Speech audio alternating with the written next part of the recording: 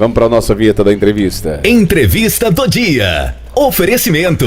Clínica Seu Dente. A maior rede de clínicas da Bahia. Agora em Ceabra. Muito bem, vamos falar aqui no nosso Jornal do Meio-Dia, esse mês que é muito importante, é o Janeiro Branco, uma campanha de prevenção ao sofrimento psíquico e acesso à saúde mental. Hoje estamos aqui com o neuropsicólogo e também analista Lucas Moura, no nosso Jornal do Meio-Dia, para a gente bater um papo sobre esse tema importante desse mês. Consultor institucional e também palestrante. Antes de mais nada, boa tarde, seja bem-vindo ao nosso horário. Boa tarde, meu amigo Nerisvaldo, é um prazer estar aqui com sua audiência, queria agradecer o espaço e vamos tratar sobre essa temática extremamente importante. A gente que agradece. Eu, recebendo aqui o material, vi ali para a nossa abertura que a maioria das pessoas, elas não estão bem, só estão funcionando. Você me mandou esse título, traz para a gente refletir sobre isso. É verdade, existe uma confusão, né? O modo como nós nos organizamos enquanto sociedade hoje faz com que as pessoas confundam e criem a sensação de, por estarem funcionais, conseguirem trabalhar, dar conta dos seus compromissos, elas atribuem a esse fator a ideia de que elas têm bem-estar. E isso não é, de fato, um sinônimo. As pessoas muitas vezes cumprem com suas obrigações, mas ignoram a conexão consigo mesmo. E isso traz prejuízos a longo prazo e um custo muito caro. Mas como assim? Se a pessoa está em casa, cuida dos filhos, dá conta da família, dá conta do trabalho, das obrigações do dia a dia, terminei o meu dia e não está tudo bem? Pois é, a pergunta que a gente precisa fazer é não apenas se estamos dando conta de tudo, mas a que custo nós estamos dando conta de tudo isso. Existe muitas vezes nesse acúmulo de funções, de atribuições, nessa lógica de alta produtividade, uma sensação de vazio, uma irritabilidade, uma mobilidade emocional muito grande, e as pessoas elas se veem muitas vezes dentro de um quadro de ansiedade que está mascarado ali através de um sintoma, numa dependência química, né? E muitos outros quadros, né, emocionais e muitos conflitos que se dão no ambiente familiar, no ambiente de trabalho. A gente mascara isso buscando se distrair com opções que são oferecidas. A gente vive numa época de muita informação. Muita informação. Então isso faz com que a gente se distraia e se desconecte de si mesmo, trazendo assim um distanciamento. Esse distanciamento tem um preço. E esse preço é um preço muito caro. Que preço é esse? A gente pode falar aqui de várias formas, mas eu acho que a pior de todas elas seria a falta de sentido existencial. Porque muitas vezes a gente ocupa esse espaço com compras, consumo, relações, a gente viaja, a gente aumenta a nossa carga horária de trabalho e a gente se sente bem por estar cumprindo funções, finalizando e iniciando novas etapas, se ocupando, mas acumulamos internamente um vazio, a irritabilidade, encontramos um vácuo, né, entre aquilo que nós desejamos ser, porque nós não conseguimos olhar para como nós nos sentimos. E ignorando nossos sentimentos, a gente vai tornando esse espaço para o adoecimento, para o sofrimento psíquico cada vez maior.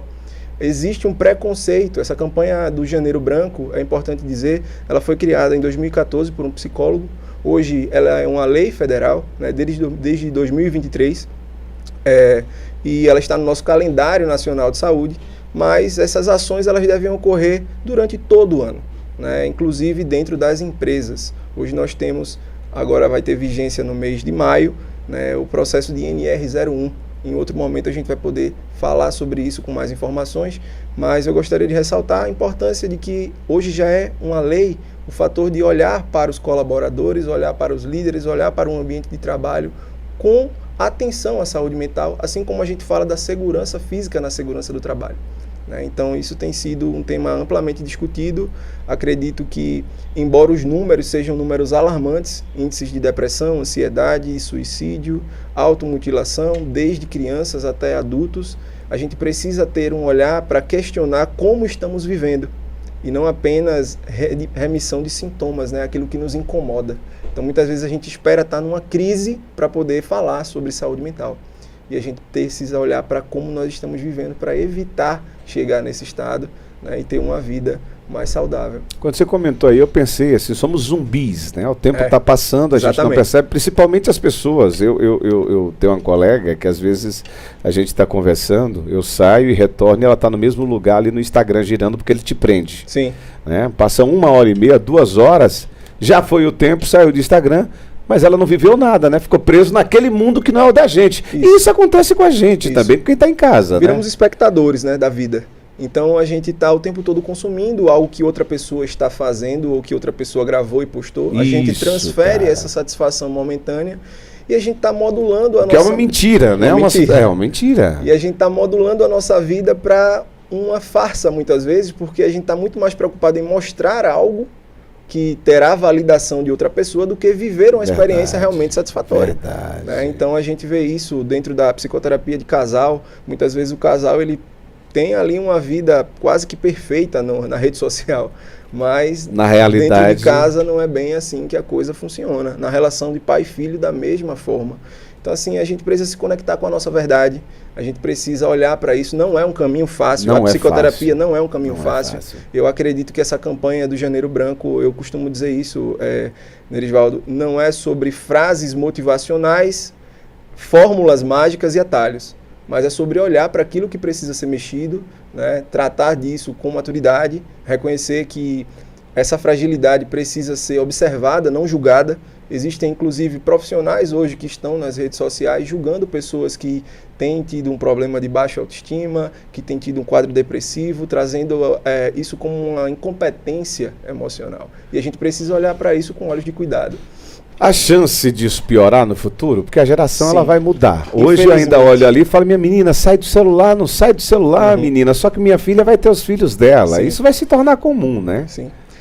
Essa normalização tende a ser amplificada, porque a gente está num mundo muito mais conectado. Mas a gente não pode, assim, dizer que isso tudo é culpa da tecnologia. Né? A tecnologia ela também pode vir para nos trazer bem-estar. Ela também pode nos auxiliar e nos trazer formas de organizar a nossa rotina, né? De nos conectar com outras pessoas, e tudo vai da forma como nós utilizamos. Eu acredito que nos próximos anos a tendência é que pessoas se desconectem um pouco mais, porque a gente está saturando. Você veja, dentro de algumas escolas, por exemplo, houve uma grande invasão da tecnologia.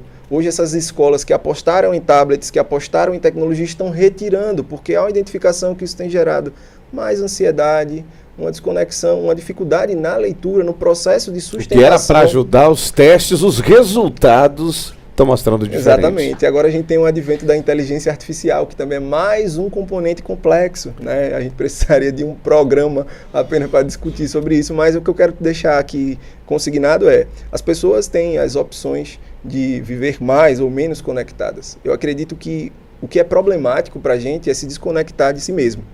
Qual recado você daria para as pessoas que estão vulneráveis, mas às vezes não acreditam, né? E que resistem a esse tipo de cuidado? O mito da resiliência, né, Nerisvaldo? As pessoas às vezes acham que a psicoterapia e o sofrimento psíquico é frescura, eu dou conta de tudo, eu não preciso de ajuda. E eu gosto de dizer que, biologicamente falando, né, quando a gente está estudando, a gente compreende que todas as nossas emoções acontecem através de um processo neuroquímico no nosso cérebro. E todos somos afetados, há uma erosão e um cansaço. É claro que não estamos felizes todos os dias e não devemos ser assim porque temos contextos, né? Então, alguns dias serão dias mais difíceis, dias de resiliência, onde a gente se isola, onde a gente quer lidar com menos pessoas. Outros dias serão dias de mais troca. O importante é que a gente reconheça que dentro da nossa rotina há padrões que são padrões não apenas disfuncionais, mas padrões de sofrimento. E isso é uma responsabilidade coletiva, porque se nós desejamos uma sociedade melhor, a gente precisa olhar para o sofrimento psíquico. Esse cuidado, se não acontece com o indivíduo, se desdobra em uma situação de violência, se desdobra na impaciência na relação de trabalho, em relações abusivas dentro de um relacionamento amoroso, em uma relação abusiva dentro de um relacionamento entre pais e filhos.